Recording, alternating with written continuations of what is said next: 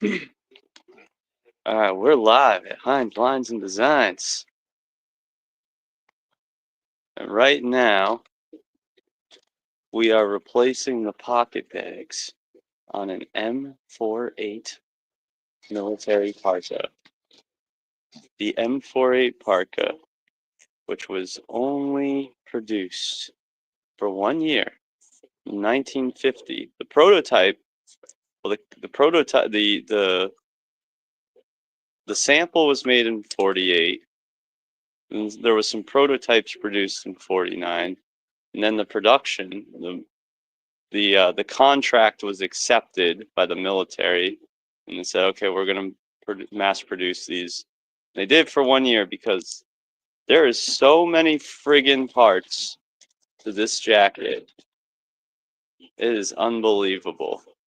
And then, the Korean War broke out, and there was no place that was going to be able to mass produce these things. So they made the M51 parka, which is the the easier to build model. But this M48 parka, size medium, I got here that Roger's working on. The pockets were deteriorating, and also I want to wear a completely vegan version of this coat, and the pockets are generally lined with alpaca wool. And so what I've done is I tore out the pocket bags, and Roger, with his garment engineering genius, has managed to figure out how to put the Bizom pocket back together and make the new pocket bags for me. And I'm just so excited about this because it's going to be probably the very first completely vegan M48 parka that exists. It was history in the making. And it's going to be like a big warm vegan hug. That's what it's going to be like. And we're going to do a modified liner for it because, the M48 liner, not only is it rare and expensive, hard to find, but it's also made of, wool or alpaca or silk or whatever. So what I'm doing is I'm taking the M65 liner. This goes to the M65 fishtail parka, which is basically the evolution of the fishtail parkas, M48, M51, M65.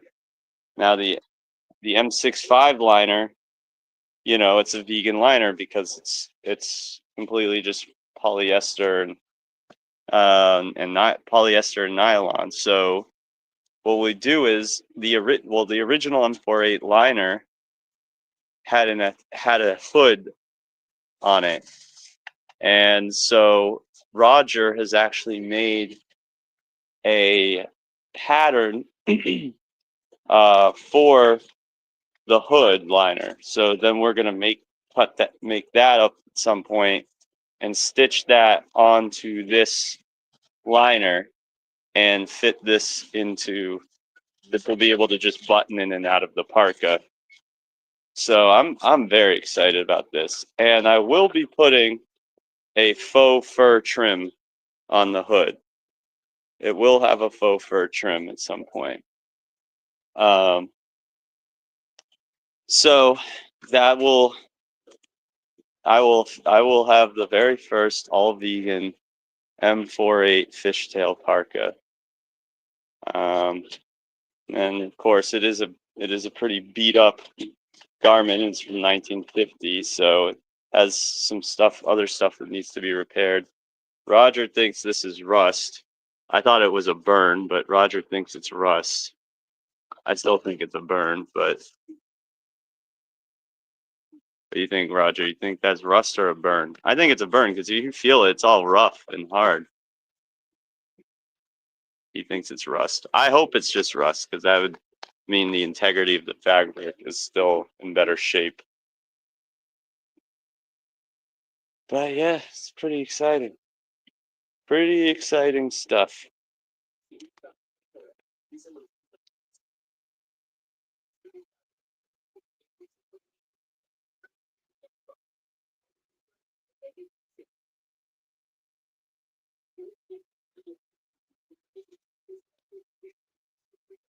And what we're lining or the pocket bags are made of corduroy. I used corduroy for the pocket bags, and then for the wind resistance, um, we used this polyester pile. I got really lucky. I found like a big sheet of this in a thrift store for like $6. That was fortunate. Yeah.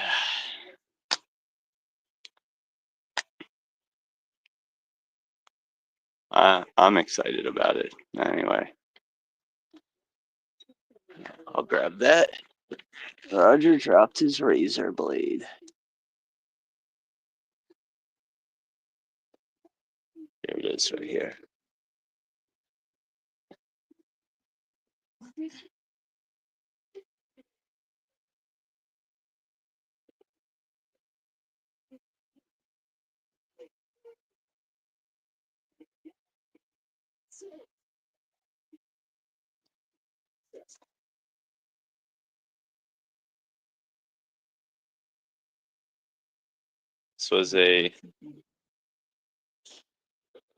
This was a a very nerve-wracking situation. I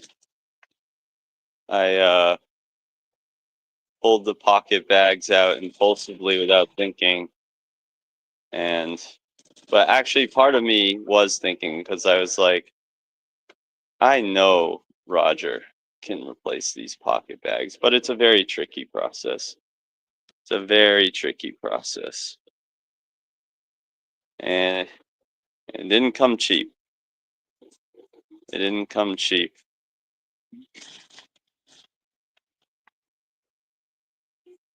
Expensive to get it done like this, but even more expensive it would have been if I asked him to do it with a smile. That's that's the most expensive.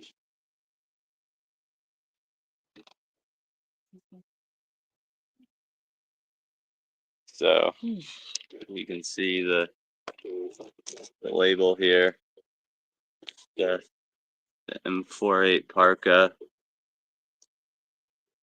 size medium, dated. This one was made October 3rd, 1950.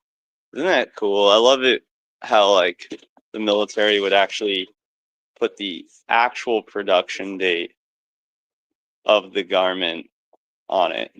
I love that. That's something you don't see places do anymore, really. I don't know if the military even does that on their garments anymore. But I think they knew one of the things is they knew a lot of those garments back then, well, were just incredible feats of engineering. Uh, like pretty much all the fishtail parkas that were made in the 50s were dated. And then a lot of the stuff made up until that point, and probably up until the late 20th century, I'll have a DSA contract number on them, which, if you know how to read those, would indicate the date of production.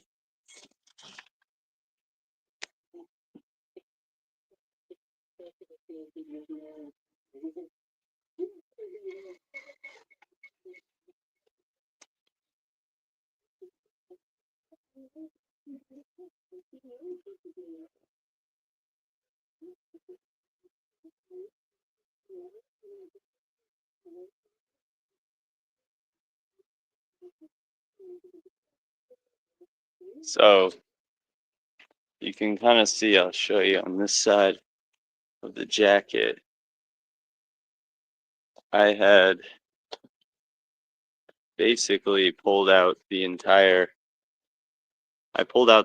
pocket bag, and the what they call a besom pocket.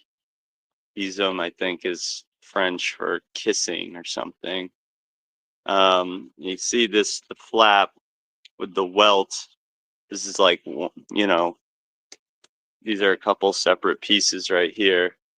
They go on top of here, and this is the tricky part because right here, well, there was a bar tack, and the bar tack really eats up a lot of the fabric, and it makes it very sensitive. So Roger, in his wisdom, makes the part of the pocket bag kind of extra long that comes up here, and he uses that fabric to reinforce the corners of the slit here, and it creates basically another wall of fabric to use, and then he cuts a slit in that, and that is basically what saves this part. And then this bit and this bit gets sandwiched in the besom welt, or the welt, or the flap, or what, not the flap, but this part. Yeah, well, these two parts here. But yeah, these corners, because of the bar tack that was there, that's the tricky part. Oh, Raj, let me forget this part. Where is it? On the inside? This thing. Where is it? Where the fuck is it? Here, this gets stitched to the. What? This gets stitched to this. What? That has to get stitched to that. Wait a minute, that was just tacked. Yeah, it was tacked. But I mean, you just put a stitch there now, right? Is it too late to do that on that? All right. He says it's not too late. I assume normally you'd probably want to do it before you stitch the pockets together, but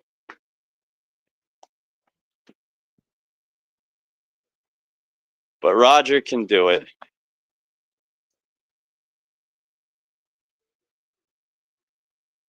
He was able to put this corner back together so clean. And let me tell you something, there's very few people, I don't think there's probably any other apparel engineer out there that would take on this project short notice. So if you guys want to get the stuff done, you come to Heinz Lines and Designs. Man works apparel miracles, garment engineering miracles. Look at that, how meticulous he is with that corner. He's just making sure it will be super clean. Now, we don't have a bar tack machine here, but that's okay because Roger will just probably go over that corner a few times with that stitch.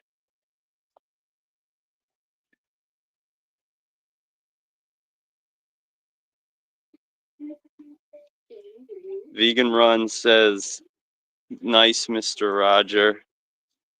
It says, nice, Mr. Roger.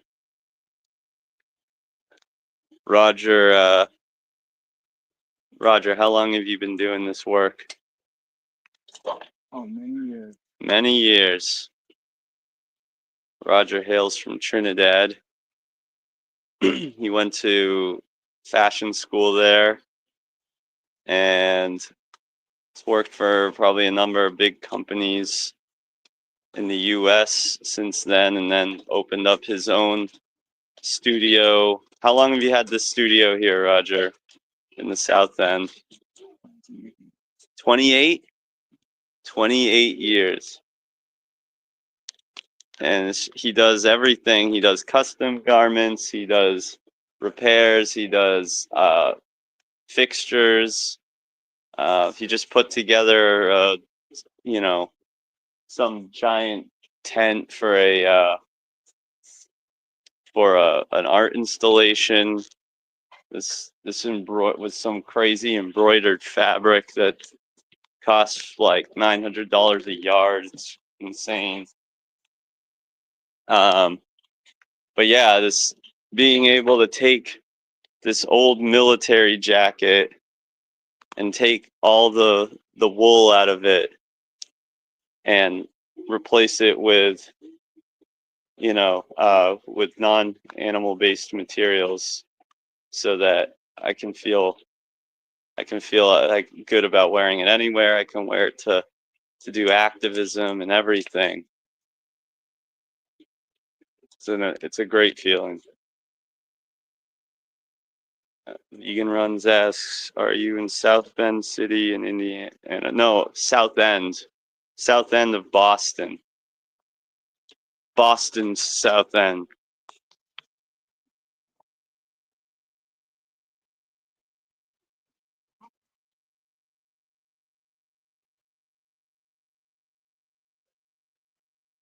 Bobbin run out? No, it got stuck. Oh.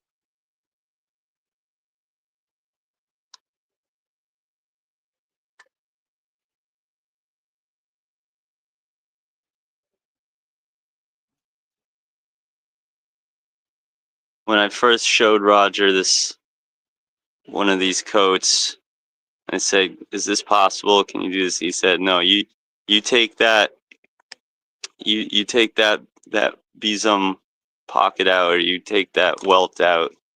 It's done. You might as well throw the thing away." And I just knew that he was lying to me. I just knew.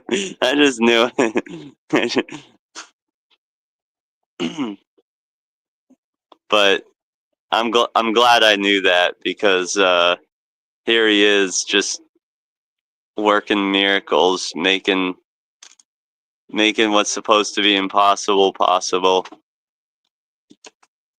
And look, doing it clean too. I thought that the corners would be all scarred up, and I didn't really mind that because the whole jacket's really beat up. I like the look of that. Very dystopian, apocalyptic looking kind of military gear. But no, Roger's putting a nice clean finish on that welt. Very impressive.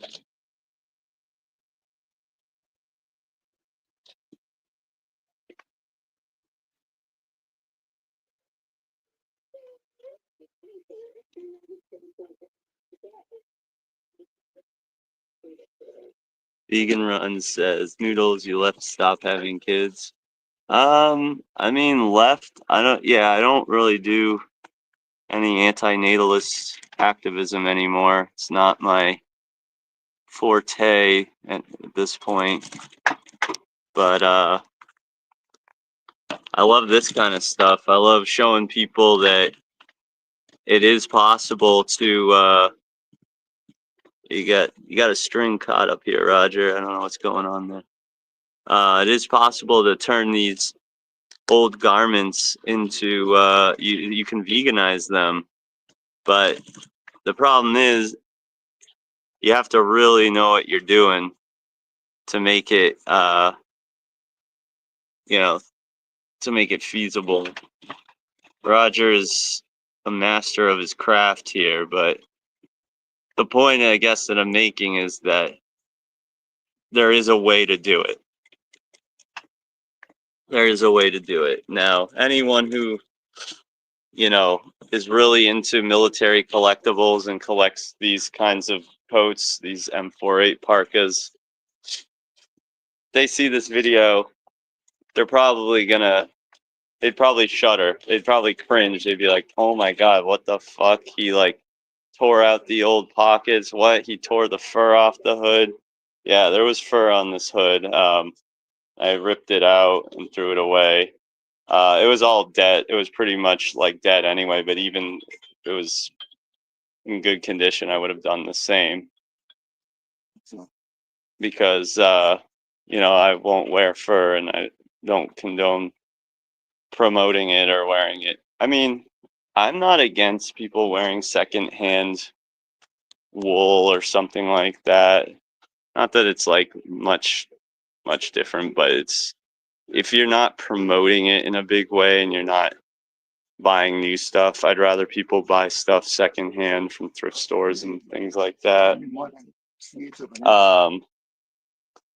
But you know, like the main thing is, if somebody who's a collector of these things saw that I was like doing this, they'd probably cringe because they're thinking, "Oh, I've completely ruined the integrity of the vintage, original vintage garment." But no, I think I made it better. I think I made it better because now I can wear it very like guilt free, you know, and it still looks just as cool. It still looks great.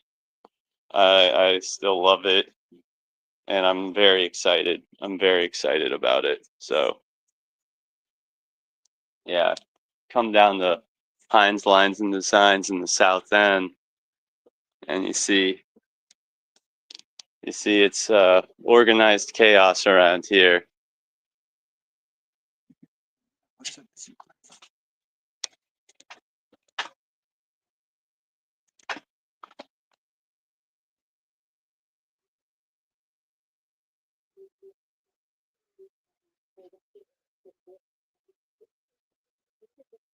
Yeah, yeah. Roger was not happy about this project.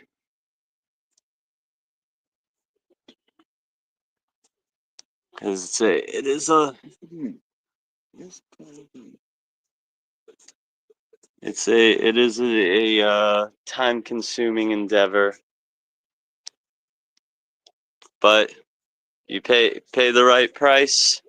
If you pay the right price and you're willing to take a little bit of abuse off him, he'll get it done.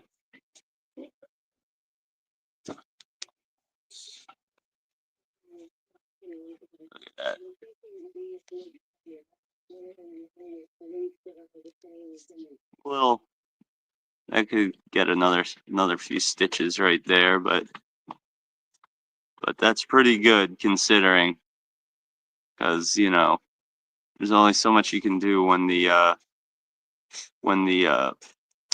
bar tack had eaten up so much of that fabric.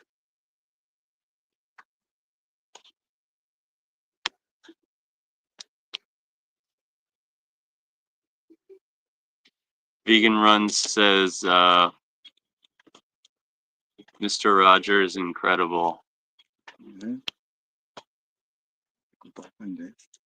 Oh, Vegan Runs wants to know why I left.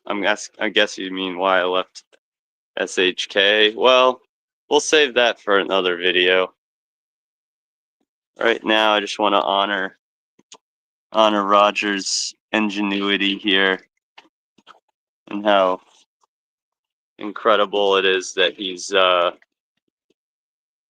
able to make this dream come true. I couldn't sleep last night. I really couldn't. It was insane. I had to take a little bit of Klonopin this morning just to like get some rest, you know. Roger.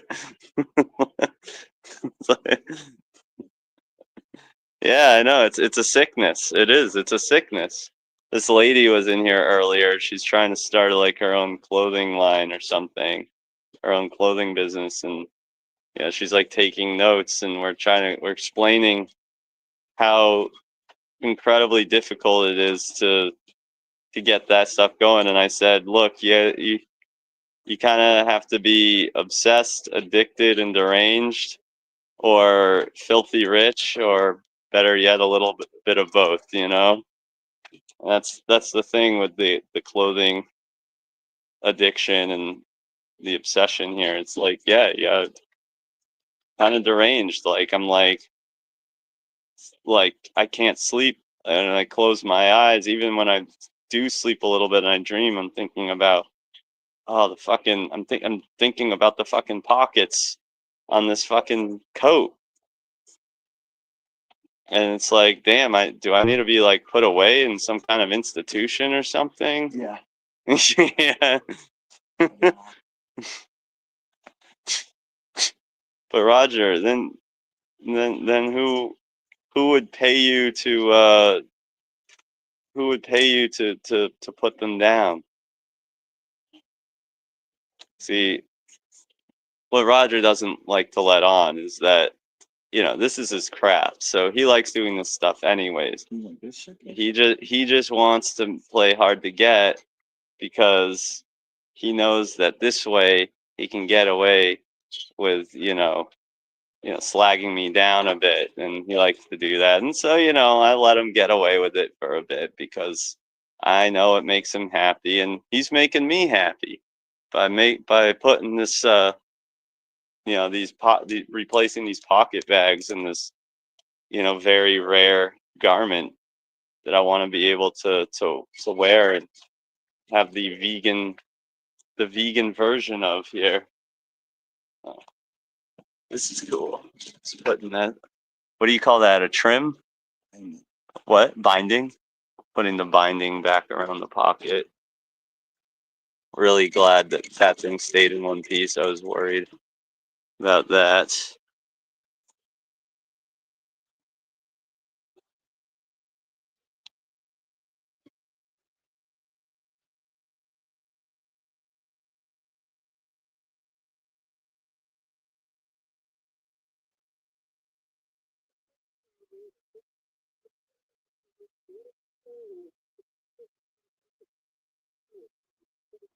Someone's here. I'll be right back, guys.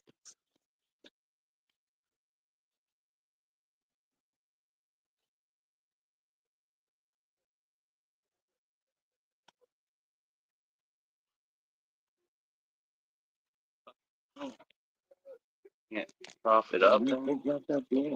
There it is.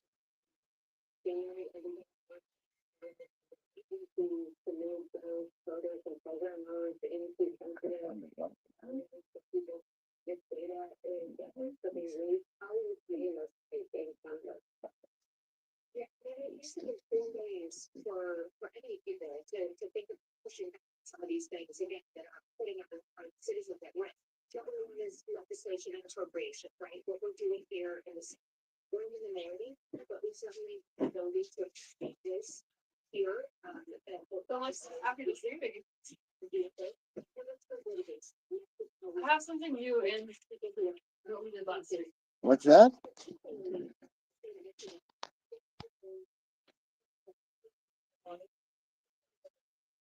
See, when he does this pocket, Yeah, what did you? when he does this bit right here, this What were you saying? extra fabric is gonna go under here, and he's gonna create. It gives it more body, the more stuff to catch on to. Like where? In the middle? Sort of replaces fabric that got eaten up by the bar tack. Some more? So that way he can seal the welt. This is what it looks like. This is what it looked like before. If you can. What it looked like before. Yeah, but by the time I cut it and put it back to the left. Kind of hard to tell, but I don't want to do it. Get another pair of jeans. No, see, this is it before. And it's really, there's a bar tack there. It's hard to see from here because they get it right in that crease. But that and you can see it's bit. This is like puckering here, and you can see it's already got a lot of wear. And so it's a very tricky operation. It's like surgery. But let's look at another one. What's up? We should remember you from last time. Oh, really? What was I doing last time? Oh, yeah, I'm sure, wonderful things, right? Yeah, Beautiful sonnets. yeah. I'm okay. I'm okay taking a little abuse off Roger as long as he keeps working miracles on the garments. Okay, I can take it. No, because I told him today, I said, Nick, I ain't got time for this. Ask him when he called me early Money, this morning. but money talks. Because he's going to offset Mackenzie's dress. I was like, okay. And then I had another, you filled another bride. I'm making her dress from scratch, so we put that on, yeah. So we put that on last night. And for me, I had all the fabric from her from New York too. For her dress. She's tired. Man, I'm so hungry. You what? I'm so hungry. I gotta go get food. I want to show him.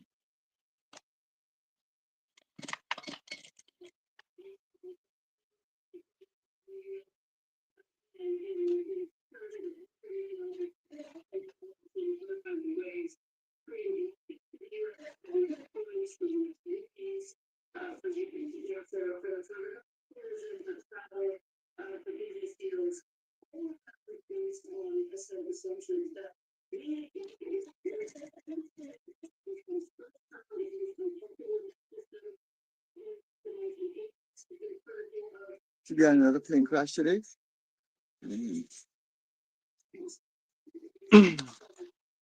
Yeah, why don't you tell the world what you think about that, Roger? What? About the plane crash.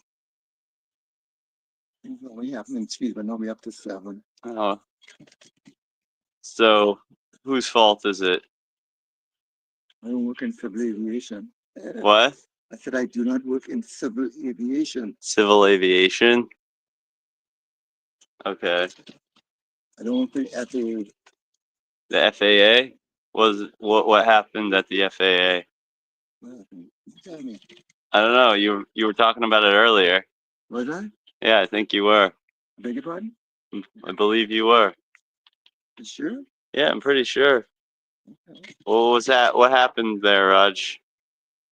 Let's go to Disney World. You see Mickey and Minnie. Why are you being so cryptic? Well, because I'm talking in AI. You're talking in AI? Oh my Right. God.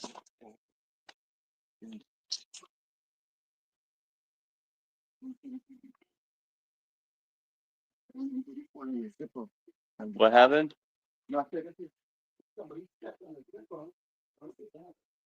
A zipper.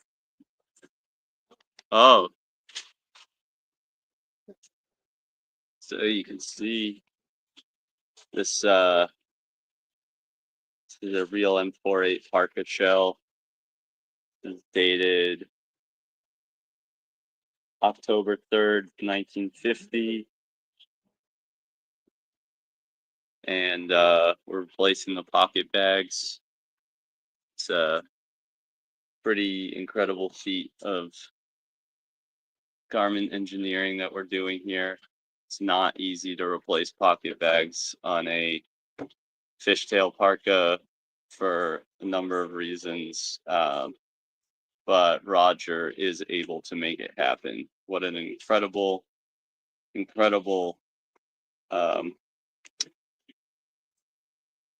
genius he is when it comes to this sort of thing.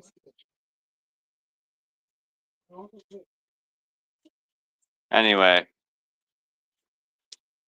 I'll go live again when he's working on the next pocket, because then you'll be able to see how he joins the fabric to the edges that are kind of bitten up and creates more body to restore and bring the besom back to life.